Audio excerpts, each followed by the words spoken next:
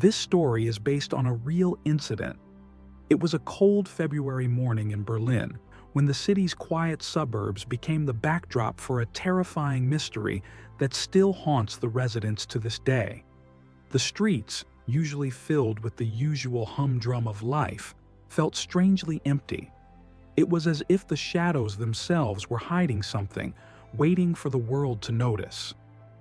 Rebecca Reusch, a bright and promising 15-year-old girl, was a quiet soul. She had spent the night at her sister's home in the district of Berlin-Britz. There was nothing unusual about the visit, just a typical Sunday evening where she had plans to head home in the morning and go to school. But on the morning of February 18, 2019, Rebecca vanished.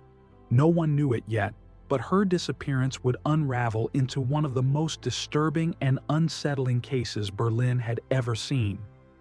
Rebecca's sister, Jessica, had left the house early that day, around 7 a.m., heading off to work. She thought nothing of it. After all, Rebecca was just upstairs on the couch, safe and sound. But when she left, that was the last time anyone in the house would see Rebecca alive. A simple photograph on Snapchat, taken that morning, became the only trace left of Rebecca in her sister's house. It showed her, wearing a BTS hoodie, torn jeans, and pink sneakers, standing in the hallway.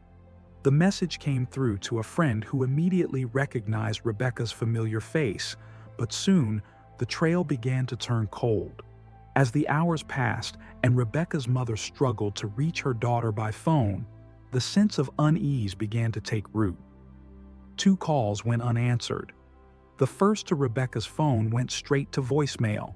The second, a frantic call to her brother-in-law, Florian R, was abruptly cut off, and his return call went unanswered as well. Something was wrong, very wrong. Florian R was the last person to see Rebecca that morning. According to his own statement, he was asleep when she was still in the house. But this was a claim that didn't sit well with the investigators. For days, Florian would become the center of the investigation, his actions and his alibis growing more suspicious with each passing hour. A deeper look into his online activity revealed something disturbing. In the early hours of February 18th, when he should have been asleep, his internet history told a different story. The logs showed that he had been browsing adult content, specifically videos featuring themes of bondage and strangulation. The evidence raised uncomfortable questions. Could this seemingly normal family man have played a part in Rebecca's disappearance? And then there was something else. Surveillance footage revealed that just hours after Rebecca vanished, Florian's car had been seen on the highway, heading towards the A12, a road that stretched across the country and led straight to Poland. Why had he gone that way? He remained silent on the matter, leaving everyone to speculate. Were his actions linked to something more sinister? The authorities tracked his movements and found that his car had been on the highway again the following evening, heading further into Eastern Europe. It was this that would stir the media and public into a frenzy. Could these drives have been connected to something far darker? Some hinted at shady dealings, perhaps even drug trafficking, while others couldn't shake the feeling that Florian was hiding something much more sinister. But the police had no concrete proof. Days turned into weeks, and weeks into months. Rebecca's family, still clinging to the hope that she was alive, could barely hold it together. Yet every step closer to the truth seemed to be met with more dead ends. Florian had been arrested twice, but released both times due to lack of evidence. It was as though the case was slipping through the cracks of time. The police had combed through forests, lakes, and fields, searching for any trace of Rebecca's body, but nothing. They found nothing. The family was losing faith. But then came a strange piece of information.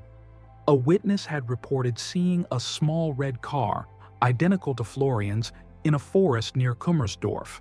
The same man, reportedly alone, had been seen walking near a remote stretch of land far from any main road. Was this a clue? It seemed to be another piece of the puzzle that no one could fully understand. Investigators rushed to the area, combing through the woods, hoping that a clue would surface, but there was nothing. No footprints, no body, nothing to explain what had happened to Rebecca. Months passed, and suspicion about Florian R only grew. His quiet demeanor and unwillingness to cooperate made it all the more eerie. People began whispering, the shadows of doubt lingering over him. Some believed he had to know more, that he was involved in something that went beyond family secrets. In a chilling twist, the police expanded their search. The focus shifted to an old property in Brandenburg, an area that once belonged to Florian's grandmother.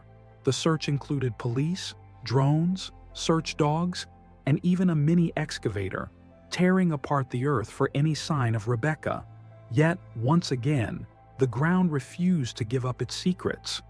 As the investigation dragged on, a new lead surfaced. It was said that Rebecca had been secretly talking to a boy online, a boy her family had never met. Some suspected that perhaps she had arranged to meet him that fateful morning. Could she have left the house willingly, gone to meet this boy? The idea stirred up feelings of guilt and confusion. Could this innocent girl have run away? Yet even this lead turned cold. The boy, after hearing of the disappearance, deleted his social media accounts and vanished from public view. He was never found, and the case against him unraveled just as quickly as it had appeared. A neighbor, however, told a story that would linger in the minds of those investigating the case. She had seen Rebecca, on the morning of February 18th, walking down the street with a strange object, a blanket. What was she doing with it? Why had she been carrying it, especially when the weather was dry and there was no obvious reason for it?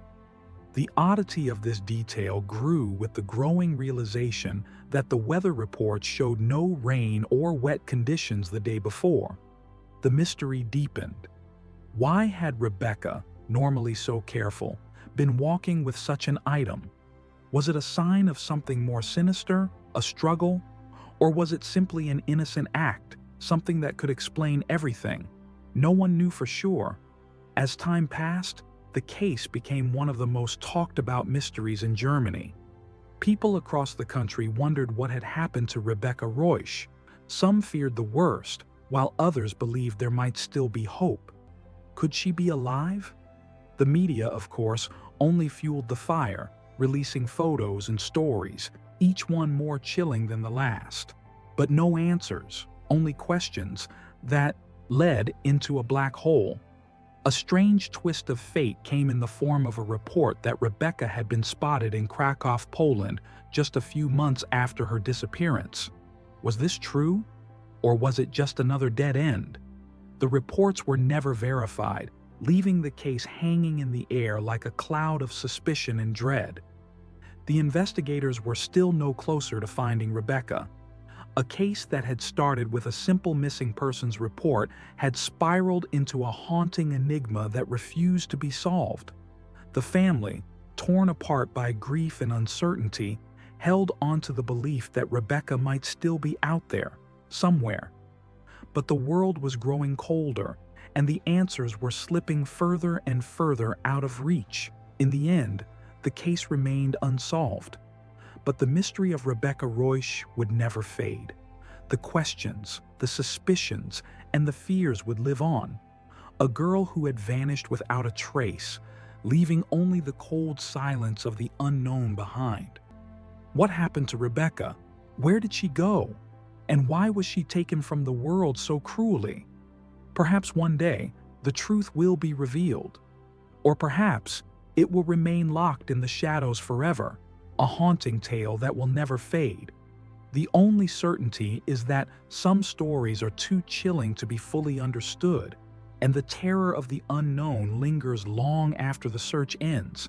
If you found this story haunting and thought-provoking, make sure to subscribe to Open Files of True Horror, hit the notification bell, and share with others who need to hear it.